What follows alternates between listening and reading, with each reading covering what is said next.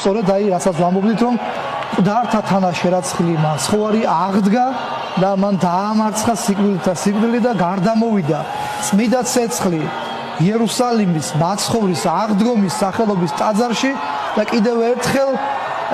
იერუსალიმის პატრიარქმა გამოაბრძანა ეს ცეცხლი ხალხთან თქვენ ხედავთ ის გამობრძანდება და ჯვარს ახავს სრულიად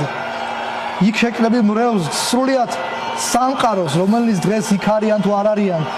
უყურებს ვინმე ამას თუ არ უყურებს ეს არის საყოველთაო სიხარული როდესაც ქრისტე აღდგა და თქვენ ხედავთ რომ